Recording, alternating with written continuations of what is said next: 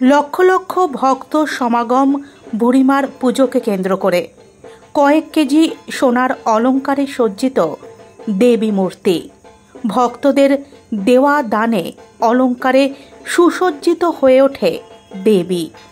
সংসারের মঙ্গল কামনা এবং বিভিন্ন কারণ নিয়ে দেবীর শরণাপন্ন হন ভক্তবৃন্দরা।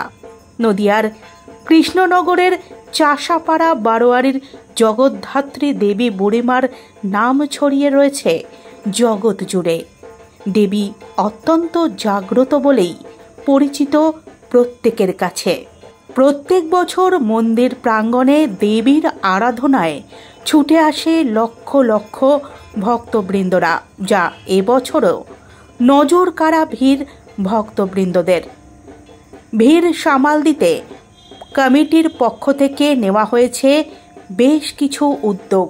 এছাড়াও সুব্যবস্থাও করা হয়েছে ভক্তদের জন্য। বৃহস্পতিবার সকাল থেকে দেবীর কাছে পুজো অর্পণ করার জন্য লম্বা লাইন পড়ে যায় ভক্তদের।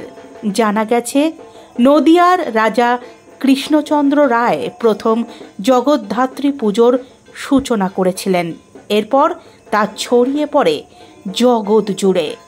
চন্দননগরের আলোকসজ্জায় খ্যাতি রয়েছে এই জগদ্ধাত্রী পুজোয়, কিন্তু সাবেকিয়ানার ছোঁয়া রয়েছে নদিয়াতে।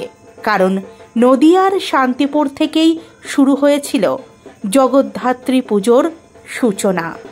এরপর রাজবাড়িতে দেবী মূর্তি স্থাপন করে পুজো শুরু করেছিলেন রাজা কৃষ্ণচন্দ্র রায়। তাই ঐতিহ্যের ছোঁয়া রয়েছে নদিয়ার জগদ্ধাত্রী পুজোয়, যার মধ্যে অন্যতম দেবী জগদ্ধাত্রী বুড়িমা।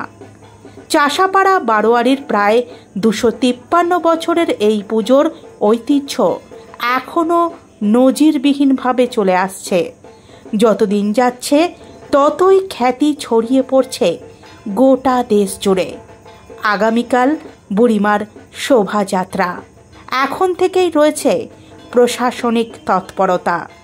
জগদ্ধাত্রী পুজো উৎসবকে কেন্দ্র করে কৃষ্ণনগর শহরের বিভিন্ন গুরুত্বপূর্ণ রাস্তায় রয়েছে নো এন্ট্রি, আর প্রত্যেকটি পুজো মণ্ডপে রয়েছে পুলিশি প্রহরা।